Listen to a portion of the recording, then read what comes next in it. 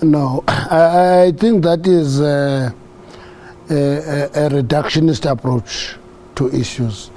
Because when people see Nathi Mthethwa or David Mahlobo delegated to deal with the Parliament, they see them as ministers and take away their cap as members of the National Executive Committee and National Working Committee of the ANC.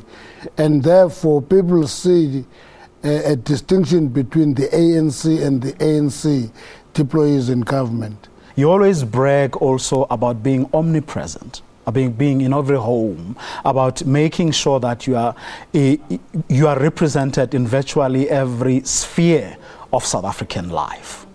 As a political party, have you used that to ensure that your branches, your regions, your provinces are actually actively mobilized to deal with this issue as a political party?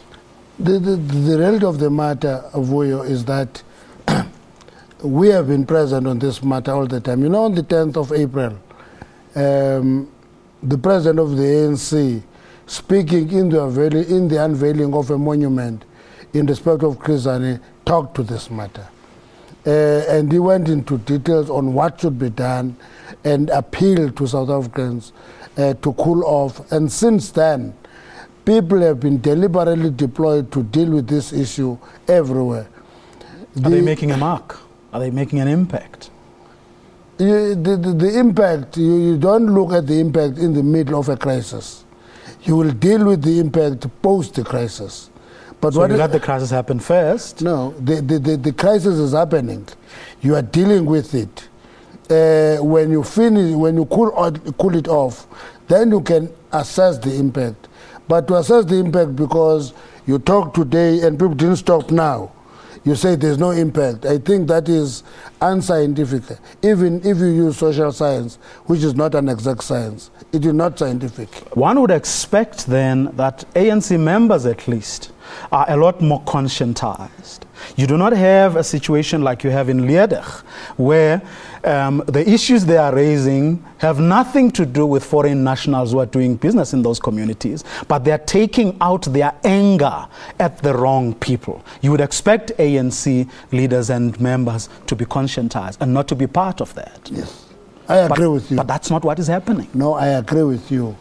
But I think the focus should not be on what the ANC is doing and what the ANC is not doing. The focus should be... But you have a mandate, SG. You have a mandate. You have people who have voted, who have said we want the ANC to lead us. I don't have an experience of you being a heckling journalist. I don't have that experience. I'm not heckling, but I don't want us to miss that point. Yes, I'm not missing it. I'm responding to your question. But I don't have that experience with you. I have that experience with many other journalists. But the reality of the matter is, when that happens, you go to that situation, you discover that the anger is far deeper than what meets the eye. There are issues that are about immigration and the foreign national and refugees in the communities. I think the preoccupation should be on how do you deal with those issues? What are the sources of anger? What is it that we should do to correct these issues so that they don't repeat themselves? What in your analysis is responsible for what we are seeing now? In the ANC's analysis, how did we get here? Why are we here? There are many things that are underlying. The first one is that there's poverty, there's unemployment, then there's scramble for resources.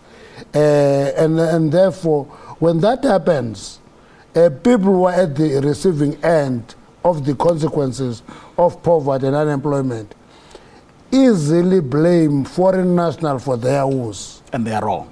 And they're wrong. Shouldn't they be directing their anger at the ANC government for not having fulfilled the promises that it made? No, the ANC government gets blamed anyway for anything. If a person attacks others, people blame the ANC. That's what goes with being in power. You get blamed for anything.